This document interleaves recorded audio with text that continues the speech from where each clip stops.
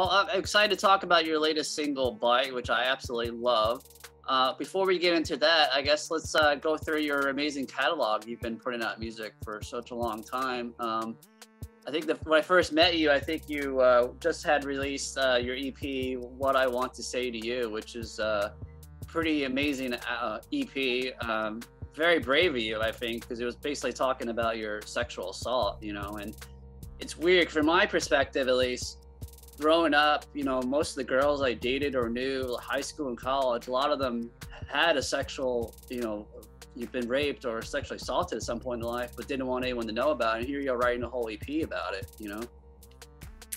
Yeah. I mean, that was my first EP. And for me, I think it was something that was more like inevitable and essential. I think there's a lot of people who feel that they can't talk about it, and that was me. I didn't talk about my experience for years, but it got to the point for me personally that I just had to express my experience, or I knew I wasn't going to be able to sort of move through it because it was eating me up so much inside. So I had to get it out, and for me, my outlet has always been music and lyrics, and so it was really something that I felt like I had to do, and also that I wanted to do. I really did want it to be heard, and for survivors across the world to not feel alone in their experience.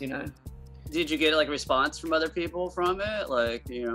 Yeah, I got a great response, and I still to this day, get not infrequent messages on social media or wherever with people sort of seeking advice or thanking me for the album or whatever, and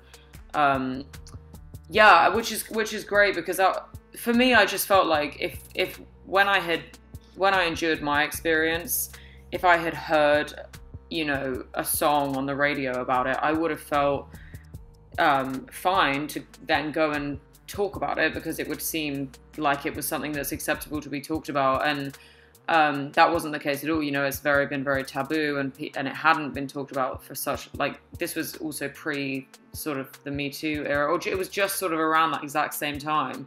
And I just wanted for that voice to be out there, so that people could feel like they were able to talk about it, and that it was being talked about on other platforms. Mm-hmm. Then you released your album Reborn. You were working on that for a long time. I think when I first met you on the red carpet, you were working on it. That was probably maybe a year or two before that, I think, right? Or I started working on Reborn in 2018. It was actually finished by the end of 2018, and I didn't release it for a few reasons, because I was just waiting. I was waiting on a lot of things, but then, COVID happened, and everything just it was very strange. So I ended up at the right sort of after COVID began, or I think it was March 2020, I just said, let me just put this out, because it had been ready for a long time.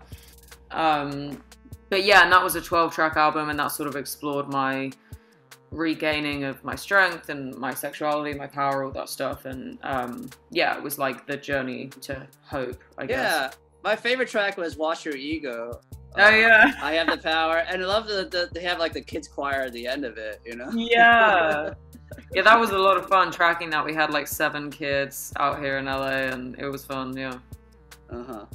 Very nice. So now you released Bite. Is this going to be part of like an album down the road? Like, you putting together, try to put like a trilogy together or something, or?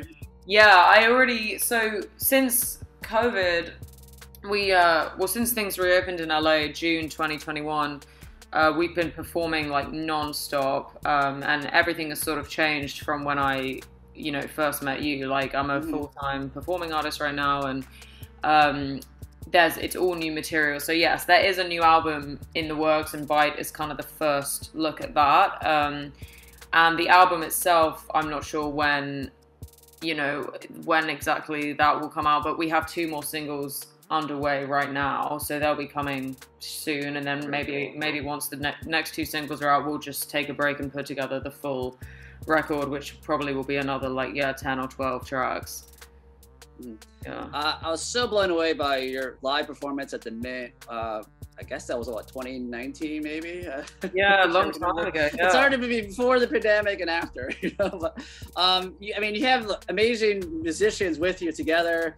So many, you're playing on the piano, you're not, your set changes, your costume changes. It's amazing. I mean, what a musical journey. I guess for those who don't know, who've never seen your live performance, talk about putting it together, you know?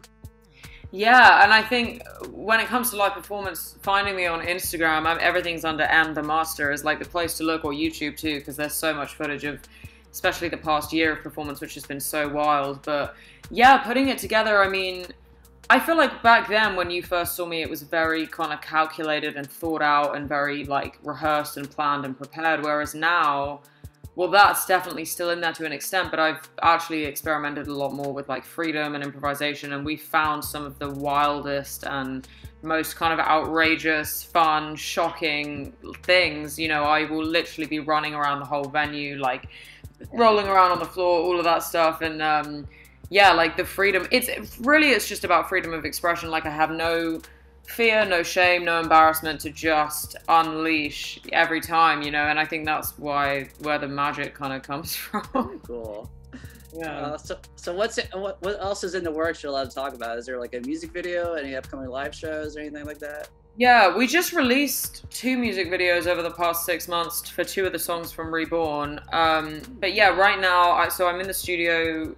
Bite was released, it was produced by Moxie Brothers, who are a company made up of Adrian Young, who's No Doubt's drummer, and Todd Forman, who played with Sublime. So that's been just like a gift to work with them. It's so fun, and they're just awesome. Adrian is also playing drums on the single.